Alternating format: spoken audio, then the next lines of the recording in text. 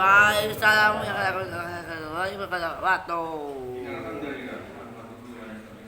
Wah, asik juga ya.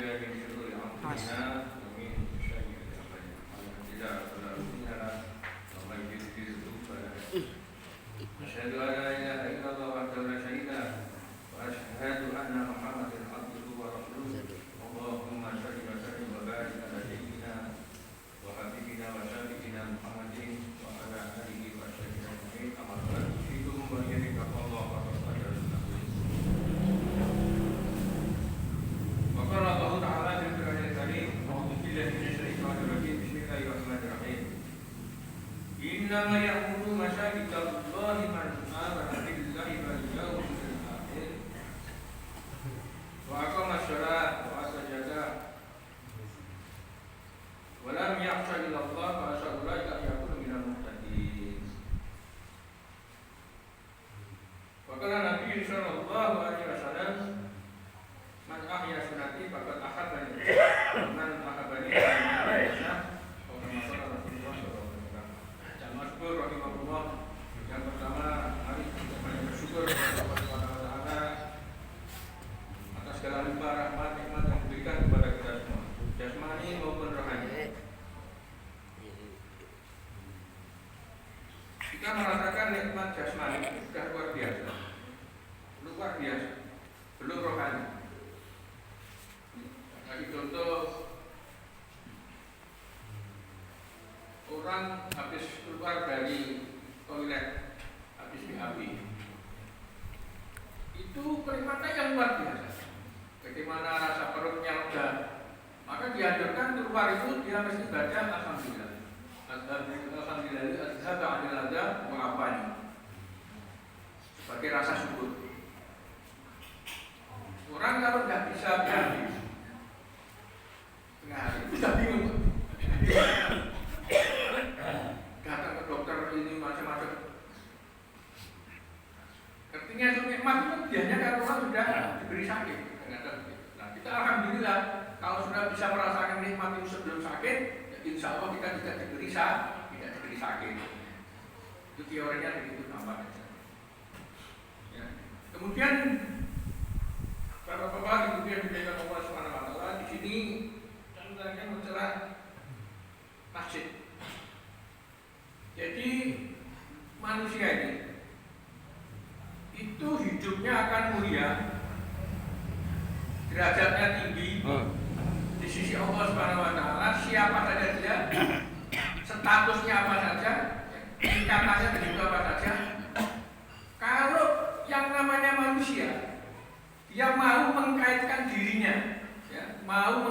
dirinya, pikirannya, hatinya kepada agama, yaitu Allah Subhanahu wa taala, orang itu pasti mulia.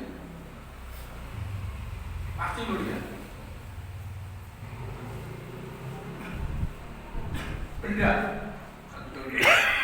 bukan manusia, benda saja. Benda yang ada di masjid ini, tegel, sama yang di mana beda. Sama, belinya dulu di toko yang sama, harganya sama, ya, juga untuk pembangunan masjid. Tapi yang sebagian untuk toilet, yang sebagian untuk masjid. Di dalam ini lantainya. Maka nilainya itu tingginya di sini, dalam pandangan manusia. Karena apa? Orang yang masuk sini, kakinya harus dicuci dulu. Gak bisa sembarangan. Itu yang masuk di toilet itu tekniknya sama. Maka yang terkait dengan ibadah kepada Allah ini ditinggikan. Dulu ada seorang yang namanya orang paling buruk, fisiknya hitam, seorang ganteng, ireng sisa. Nah, seorang Buddha bisa. Buddha sama Jongos itu, misi mulia Jongos. Buddha itu sudah nggak bisa memiliki dirinya, nggak bisa. Jongos kan sih bebas. Bisa ikut terus, bisa dia pamitan juraganya, bisa Jongos. Buddha nggak bisa, namanya Bilal. Ireng, rambutnya keriting, nggak ganteng, Buddha bisa. Dia setelah dia masuk Islam, ya, itu dimuliakan sama Allah Subhanahu wa taala. Sehingga dia dibebaskan dari perbudakan itu karena dibebaskan kamu untuk makan. Yang kedua dari muadzin Rasulullah SAW menjadi muadzin. Yang ketiga setelah Rasulullah wafat zaman Khalifah Umar, si Bilal ini diangkat menjadi gubernur di Suriah, Damaskus, menjadi gubernur. Di sana dia juga menikah mendapat orang asli Suriah yang cantiknya luar biasa. Karena apa? Punya karena agama. Maka penting. Nah, maka oleh karena itu ya, kita sedang berhubungan dengan masjid. Ya, Al-Masjidun Baitul Muttaqin. Masjid ini rumahnya orang yang bertakwa. Ya. Baitul. Yang di sini Baitul bukan berarti nanti kita bawa kasus ini tidur di sini, bukan begitu. Maksudnya kita betah di masjid. Jadi orang masjid itu tidak terburu-buru. Rasa betah di masjid. Baitul. Bagi siapa? Bagi orang bertakwa. Kemudian Allah Subhanahu wa taala lewat nabinya karena ini hadis, wa taqabbalallahu liman kana al-masjid baitahu birruhi wa rahmah. Ya. Allah menjamin barang siapa yang menjadikan masjid menjadi baitahu, menjadi rumahnya. Tadi dikatakan baitun tulitaki. Yang kemudian liman kana masjidul baitahu, dijadikan masjid rumahnya. Dengan apa? Birruhi, dengan kesenangan. Ini jaminan ya. Takabul. Wah, itu jaminan. Jaminan dari Allah Subhanahu wa taala. Kemudian warahmah, diberi rahmat. Wal jawadi ala sirat, dimudahkan meniti di jalan sirat yang menuju illa ridwanillah ila jannah. Jaminannya di dunia sampai nanti di surga. Orang yang menjadikan masjid rumahnya. Maka bagi orang yang mampu lah punya ini ya, kalau saya pribadi alhamdulillah. Saya kalau sholat duha itu saya bagi dua. Sholat duha di rumah, sebagian saya cari masjid yang buka. Kalau masjid saya sendiri tutup, masjid hidayah saya cari yang lain, banyak yang masih. Jadi dikunci tengahnya, tapi terasnya dikunci. Menjadikan dua bagian. Untuk apa? Untuk memakmurkan masjid. Tentu sholat duhanya bukan 2 rakaat, 4 rakaat misalnya gitu, atau 6 rakaat. Bagi orang-orang yang dekat masjid Al-Karim ini, nah gitu. Jangan malas. Walaupun ini sunnah, dibiasakan taat, ya, dibiasakan diri taat, sehingga nanti dia tidak menjadi orang yang gafil. Sunnah itu berdoa, itu berarti tidak berhasil taklimnya.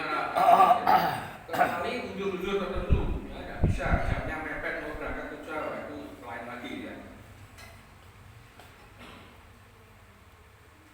Sekarang begini, ketika musim pandemi, kita disuruh diusir secara halus. Ini ada, termasuk masjid Agung. Kita diusir secara halus nanti. Karena siapa yang sudah jamaah aja cepat-cepat meninggalkan masjid. Dan itu lama-lama. Saya kasih contoh sekarang.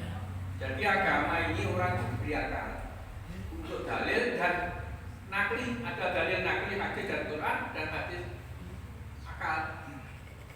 Bukan hadis, artinya bisa dalil mengenai jaminan. Tadi kan dalil. Bapak-bapak, ibu-ibu, saya mulai umur 8 tahun, yaitu tahun 1960, itu sudah mengenal satu peristiwa yang namanya resepsi. Karena anaknya kakak tertua, itu dia menikah tahun 1960. Keluarga mengundang orang supaya datang itu resepsi disuguhi, ya makan, ya teh. Dari tahun 60 sampai hari ini, jadi berapa tahun ya? 60 tahun ya Pak ya? 60 sampai 21. belum pernah satu kali pun ada orang mengundang resepsi yang bayangannya sudah ini, kalau dengan juga kan bayangan macam-macam, oh, nanti shop apa bistro apa silakan begitu, gitu. Mesti itu cateringnya itu sudah jelas. Sampai hari ini belum ada yang saya datang ke situ disuguhi sama comberan diganti, oh gak jadi shop sekarang baju peceren misalnya,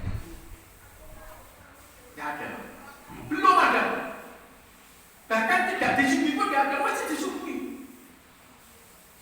Ini akal, logika. Siapa yang mengundang? Makhluk, manusia itu makhluk, punya kelemahan banyak, tapi dia tepati janjinya, ditepati.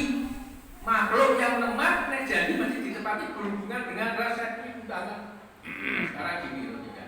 Hayya 'alas shalah, ini siapa yang mengundang? Allah. Hayya 'alas shalah, ini Allah yang mengundang, bukan manusia. Muadzin manusia, tapi yang mengundang Allah. Mungkinkah Allah itu nunggu yang diri itu corona? Wabah. Ini logikanya begitu. Maka saya kalau pergi ke pasar ya pakai masker, kalau di sini tidak. Merasa saya dijamin. Saya khusus dengan Allah, harus wajib. Jangan coba-coba disusun. Ya, alhamdulillah. Tapi kalau mau di masjid pakai masker ya boleh saja, silakan, itu tidak ada masalah, dijamin dari Allah SWT. Apa dengan birrohi, dengan kesejahteraan, dengan kesenangan, warahmah, sampai nanti ke jannah maka masjid. Kalau orang disebut tadi di awal, nama yang berumah sajidal Allah, mana amanah billahi wal yaumil akhir. Kemudian ada juga di surat Al-Jin. Wa anal masajid lillahi fala tad'u ma'allah. Masjid. Wa man adzlamu man mana masajidal Allah. Barang siapa yang tidak ada orang yang dolim kecuali orang yang menghalangi datang ke masjid. Itu masjid ini bukan biasa. Ya. Maka jangan hanya dijadikan tempat sholat saja, jadikan tempat musyawarah. Boleh untuk kemasyarakatan umat boleh. Ya. Untuk musyawarah di masjid, kemudian majelis taklim ini ya, terus dihidupkan. Ya, kita lanjut. Masjid bisa nolak balak. Masjid itu bisa nolak balak. Ba'ijati wajalani, demi kemuliaan saya dan keagungan saya Allah SWT. Hadis qudsi ini. Hadis qudsi. Ini la'ahum, saya akan menurunkan di ahli ardi, penduduk bumi, azaban, siksa. Faidah nazartu, ketika saya melihat ila umari buyuti, beberapa kelompok yang memakmurkan rumahku, yakni masjid, wa ilal mutahabbin, mereka saling mencintai, ya. Wa ilal mustaqina bi askar, dan surat berisifat di waktu sahur, syaraftu dzalika anhum, saya palingkan. Pertama apa? Makmurkan masjid. Bukan hanya pahala, dihindarkan dari azab. Nah, kalau ada azab di mana-mana ini, ya nggak tahu itu masjidnya makmur apa enggak itu. Gitu loh. Kita nggak nuduh, kan nggak ngerti ya. Azab di mana-mana, banjir. Ada masjid ketika bencana, ada masjid roboh, ada tidak. Apa bedanya? Kok bisa roboh? Wong itu milik Allah. Tapi ada juga masjid yang tidak roboh. Nah, masalahnya gini. Olahnya manusia, akan dicontoh. Ketika terjadi gempa, itu orang yang tidak ngerti ilmu lari dari masjid, takut keburukan bangunan, betul tak? Logika. Tapi untuk ini logikanya mati dulu. Ketika dia badan lebar, gempa, hidup, melayu keluar dari masjid. Habis itu masjidnya kokoh. Roboh kan bisa ada apa-apa. Roboh. Tapi ketika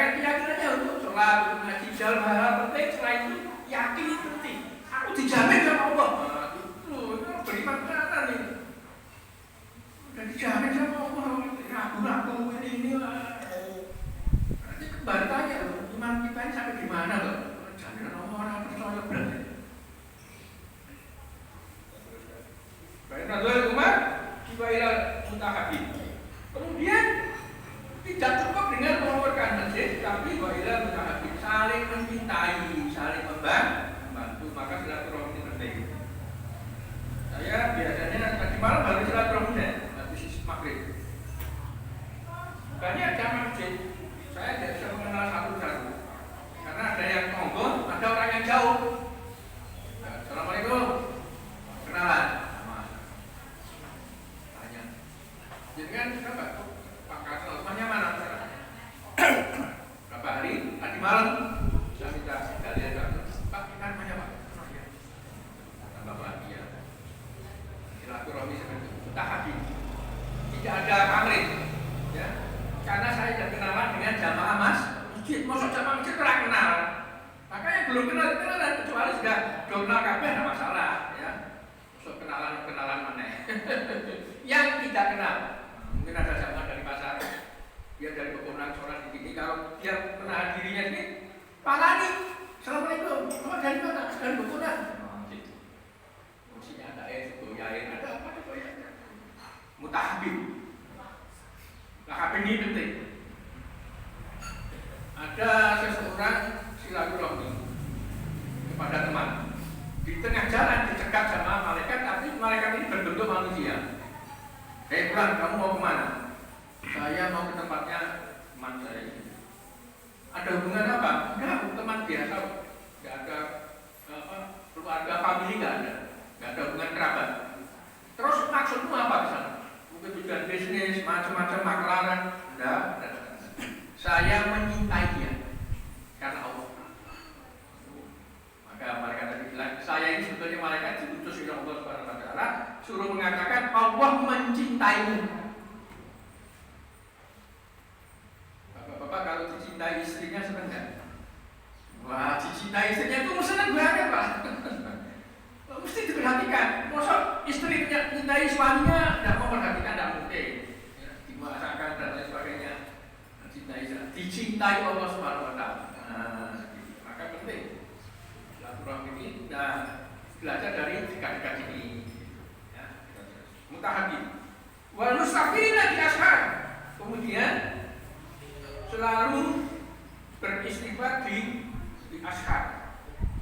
Kenapa ashar? Pada jam 2. Ada jam 2 itu bukan ashar itu. Ya, boleh tahajud jam 2 boleh, tapi itu bukan ashar. Ashar itu kira-kira lebih cukup kurang 30 menit, 20 menit itu waktu sahur. Kenapa waktu itu? Karena waktu itu sudah mendekati kepada satu amalan yang besar, yaitu subuh. Dengan istighfar di sahur, orang itu tidak mungkin tidur lagi.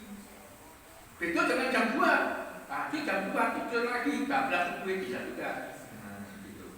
Dan ashar ini istimewa. Yang sudah waktu sahur itu juga cukup, tidak mungkin tidur lagi. Ya, istighfar juga. Dalika syaraftu dalika anhum, maka saya palingkan Anda. Semoga Allah menetapkan kita termasuk orang-orang yang dihintar dari azab.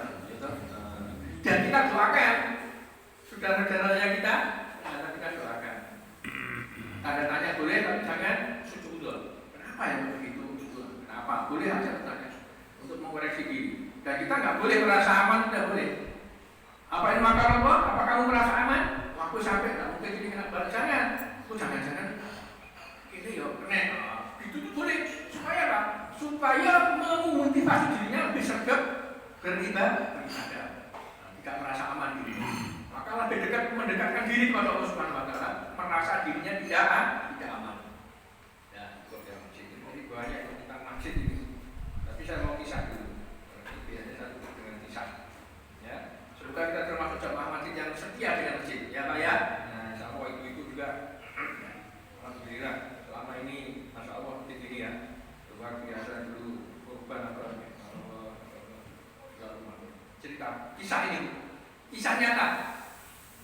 Jadi kisah nyata itu siapa? Saya mengalami. Jadi ternyata orang-orang yang sudah baik dengan Allah ini masih diuji sama Allah Subhanahu wa taala. Enggak bisa lepas saya ujian.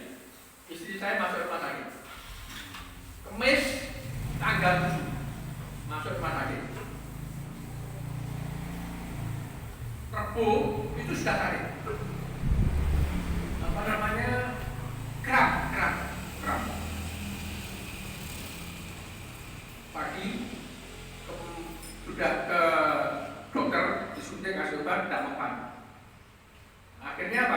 kita berencana untuk pembukaan masuk di mana ini Solo Baru itu Pak, Indrajaya. Nah, ditolak nggak bisa. Kemudian kita bawa Hermina, nggak bisa ditolak. Sampai siang dituduki sama dokter tetangga, dokter Najibah, panggilannya dokter Nana. Silakan kamu klinik aja. Klinik saya hati Purwosari. Kita cari-cari. Alamatnya ada ketemu. Kira-kira berapa jam, 2 jam itu buka Google. Cari alamat itu sekarang bisa buka Google. Ternyata begitu tersudah. Rebu itu Pak, dari pagi sampai malam itu nggak dapat rumah sakit. Sehingga istilah sudah hampir kehilangan oksigen. Sudah hampir mati. Kapal-kapal semua. Kita coba ke Pustati. Pustati tidak bisa.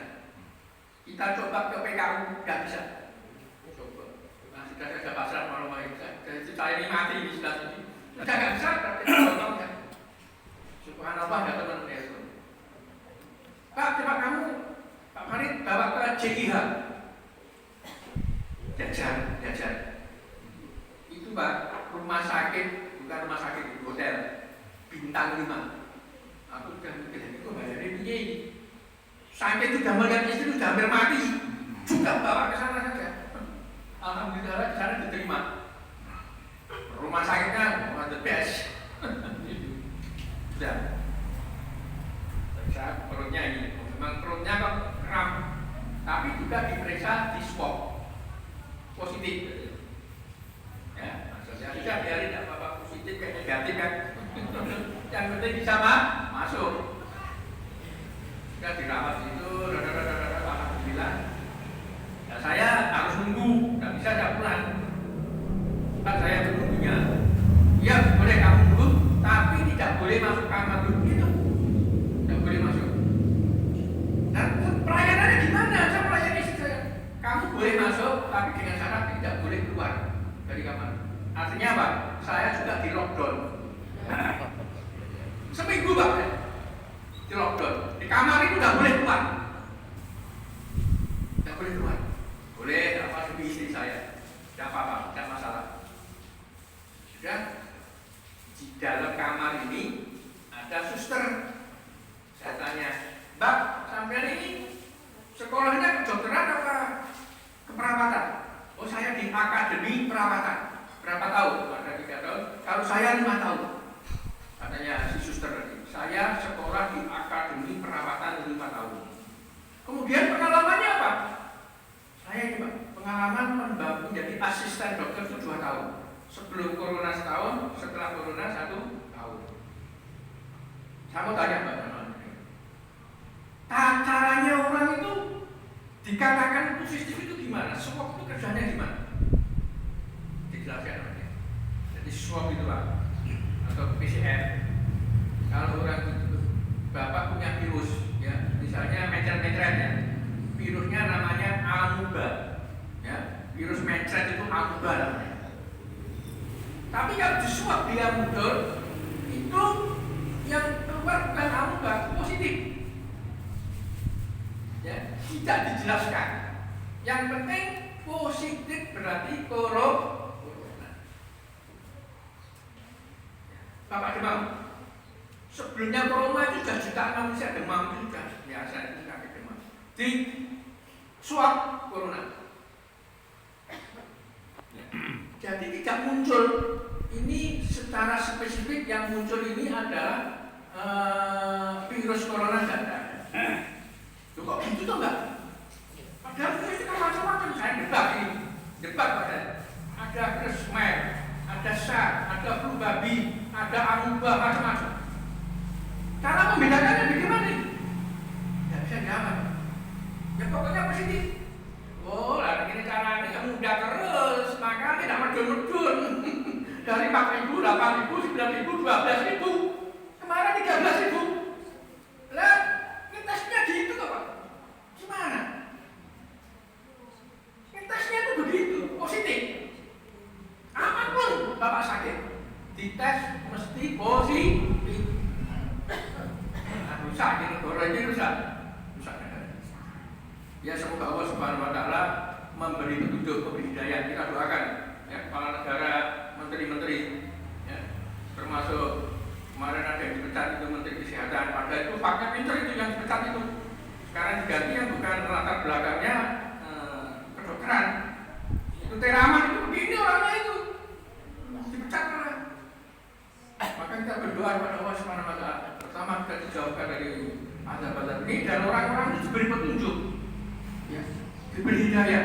Kalau mereka belum coba hidayah, belum coba, semoga kita diselamatkan dari kejahatannya. Saya kasih berapa 1 menit 2 menit lagi.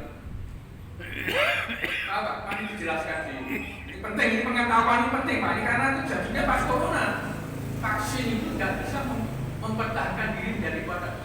Yang bisa yang ngomong apa? Profesor dokter yang diwawancari oleh TV Bar.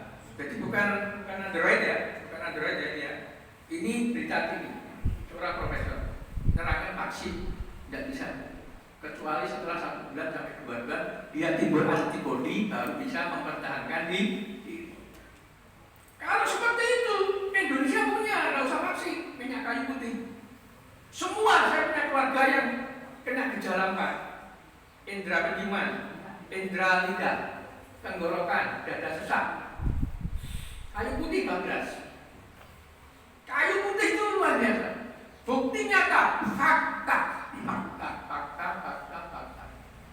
Dan Dr. Idrus yang dosen dari Makassar, dia mengatakan minyak kayu putih. Semua bilang minyak kayu putih. Sudah share ya, kemana-mana. Kayu putih, nggak pakai tunggu 2 bulan.